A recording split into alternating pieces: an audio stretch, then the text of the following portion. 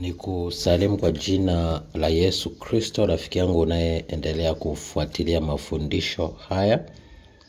Leo tuna topiki inasema usiruhusu njia hizi 5 zitawale maisha yako ya kiroho hata siku moja kama unataka kushinda.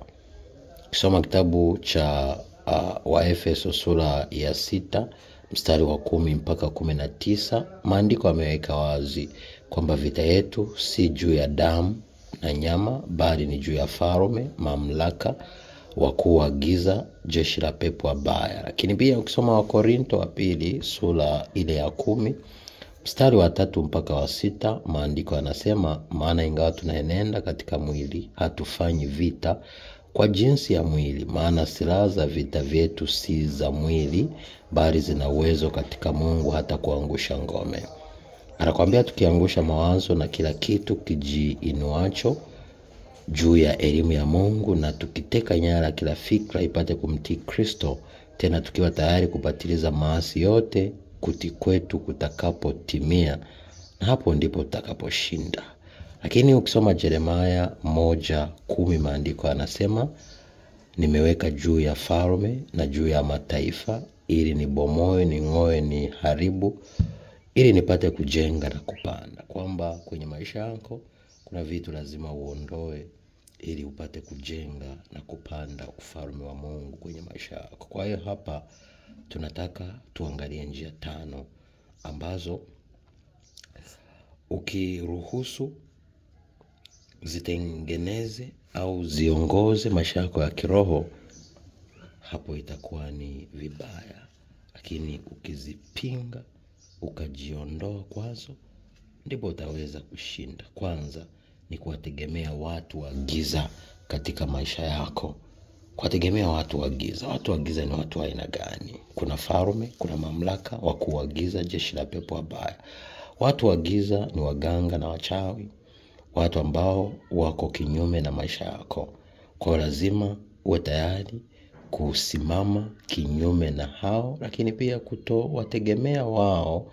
Kuna watu leo wanaenda kwa waganga, wanafanya matambiko, wanatumia dawa, wanafanya vitu vingi ambavyo havimpendezi Mungu. Ukiwa unafanya hayo yote na ukayategemea, hautofika popote. Lakini cha pili ni hofu, mashaka na wasiwasi katika maisha yako. Maandiko yanasemaje? Mungu hakutupa roho ya hofu, bali alitupa roho ya upendo, alitupa roho ya nguvu na moyo wa kiasi. Ukiweza kufuatilia, kujua, kuelewa na kufahamu hilo, utaweza kushinda. Tena ukisoma Yohana wa kwanza sura ile ya 4 mstari wa 18, tunaona katika upendo hofu inatupiliwa nje. Kwa hiyo tunapoishi maisha ya upendo, tunapoishi maisha ya kumtegemea Mungu, tukajitenga na hofu na mashaka na wasiwasi kwenye maisha, hapo ndipo tutakaposhinda. Lakini vinapotawala, ina maana tunatengeneza mlango wa adui ili azidi kutuangamiza. Lakini cha 3 ni kuishi bila maombi, bila kusoma neno wala kuwasaidia wahitaji.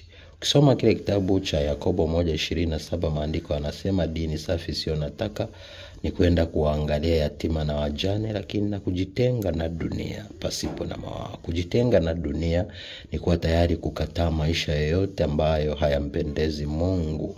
Lakini pia lazima uishi maisha ya maombi. Na maisha ya maombi, ukiomba vipawa na karama, unaweza kumwomba Roho Mtakatifu akusaidie uweze kunena kwa lugha, lakini pia na kusoma neno na kuomba maombi yanayoendana na mapenzi ya Mungu. Unapofanya hivyo ukiongozwa na Roho Mtakatifu, utaweza kushinda. Lakini kitu cha 4 ni maisha bila maono ya kimungu, mipango na vipaumbele sahihi. Wengi kwenye maisha tunaishi kama kwamba chochote kitakachotokea ndio hicho. Hatupangi, hatuna maono, hatuna mtazamo wa kimungu kwenye maisha. Na hata kama tukiwa na maono, yanakuwa nje ya mapenzi ya Mungu.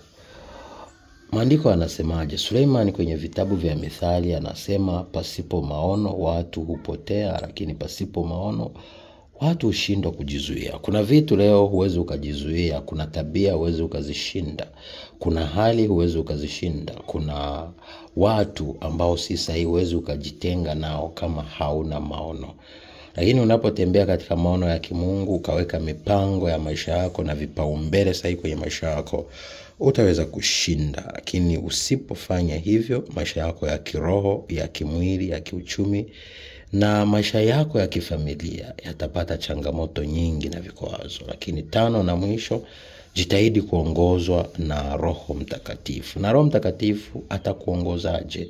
Ni pale unaporuhusu neno liwe sehemu ya maisha yako, ukifuata kutembea katika misingi ambayo inampendeza Mungu, lakini kuishi maisha ya kujitenga na dhambi ambazo zimekuwa ni kikwazo. Maana atendaye dhambi ni wa Ibilisi, lakini anayeishinda dhambi, huyo ndiye atakayeweza kuona matokeo mazuri kwenye maisha yake.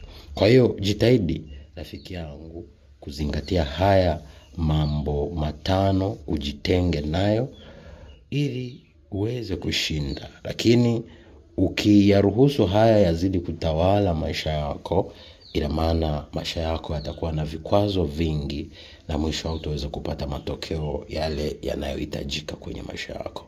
Nawapenda. God bless you. Be a shining star. Thank you for watching.